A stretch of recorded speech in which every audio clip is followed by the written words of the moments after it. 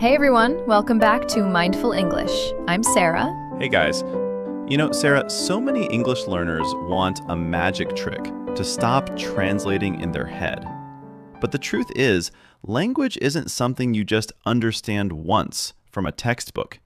It's a physical habit that you have to constantly repeat in your everyday life. Exactly. You have to use the language in the small, repetitive moments of your day. And that starts with knowing how to describe your daily routines. If you know the natural, everyday ways we describe household chores, you can practice speaking out loud to yourself every single day. You attach the English language directly to your muscle memory. Your daily life becomes your practice ground. So how does this actually look in real life? Walk me through a typical day off, Sarah. When the sun comes up, what's the very first thing you do? Well, on a perfect day off, the absolute best feeling is turning off my alarm and just allowing myself to sleep in. Sleep in means staying in bed longer than usual, not rushing up for work or anything. I am so jealous of people who can do that. My body just wakes up bright and early no matter what. The sun comes up and I'm wide awake. Bright and early means very early in the morning, usually with a bit of that fresh, alert energy to it. So you just give up and get up? Pretty much. And the first thing I do is pull the blankets up and make the bed. Just that one action makes the whole room feel more put together. Unless you're a teenager. Then you just leave it. Exactly. And after that, the room usually feels a bit stuffy. So I open all the windows to air out the house. Air out means letting fresh air circulate through the space, getting rid of that overnight stuffiness. Yes, that makes such a difference. And then it's time to get dressed. Now, everyone knows put on clothes, and that's perfectly fine. But on a lazy day off? You don't put on clothes, you throw on some comfy clothes. Throw on means you're just quickly grabbing whatever is comfortable without putting any thought into it. Sweatpants, an old t-shirt, done. The word throw on just captures that energy perfectly. You're not choosing an outfit, you're just throwing something on. And then I walk to the kitchen. Now, most people say make coffee, which is fine, totally natural. But if you want to capture that slower, cozier morning feeling, you say you brew a fresh pot of coffee. Brew means to make coffee or tea by letting it steep or pass through hot water. It sounds so much more intentional and warm than just making it. Right. I brewed a fresh pot sounds like you actually enjoyed the process. And while the coffee is brewing, I usually water the houseplants. My plants always die, so I skip straight to food. And speaking of food, just like make coffee, people usually just say make breakfast, which works. But if you want to sound more natural, especially when you're just throwing some ingredients together without a real recipe, you say you whip up a quick breakfast. Whip up means to make something quickly and easily without a lot of effort or planning. I just whipped up some eggs and toast. It implies you're comfortable enough in the kitchen that it didn't take much thought. Whip up is such a good one because you can use it for any meal. I whipped up a quick dinner. She whipped up some pasta in like 10 minutes. Exactly. Okay, so we're fed and caffeinated. Now the middle of the day hits, and that means chores. The chores. Let's start with laundry. Everyone knows washing clothes. But when you're describing the actual steps of what you're doing, the first thing you do is throw a load of laundry in. A load means one full batch of laundry for the washing machine. You throw it in, add detergent, and run the washing machine. And then, depending on where you live, the the next step is different. If it's a nice day and you have outdoor space, you take the wet clothes outside and hang the wash out to dry.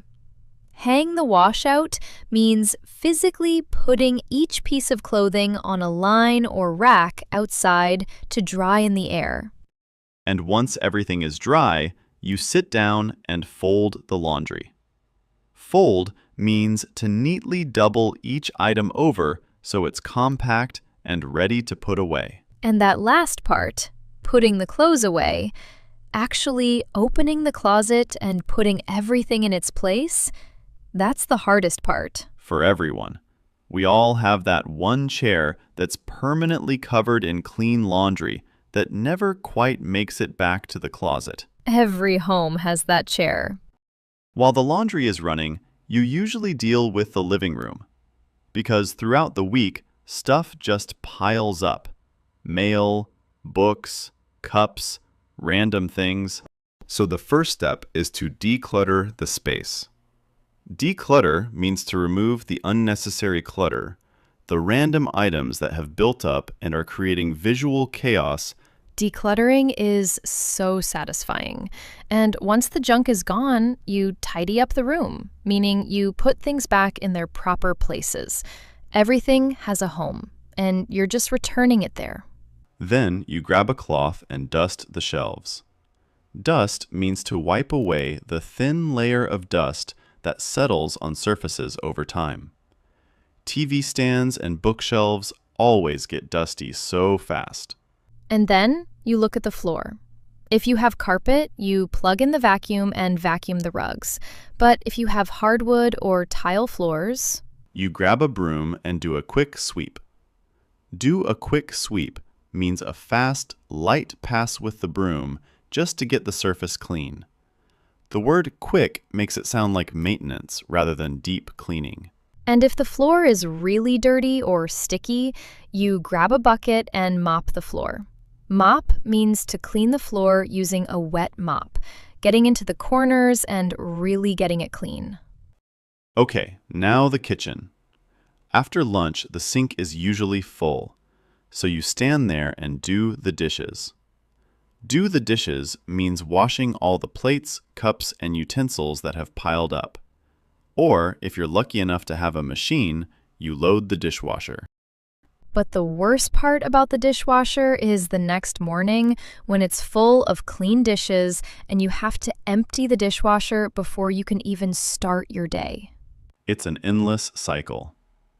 After the dishes, you deal with the counters. You take a wet sponge and wipe down the counters. Wipe down means to clean a flat surface by running a damp cloth across it. If there are any spills, you grab a paper towel and mop up the spills. Mop up means to absorb and clean up liquid that's been spilled.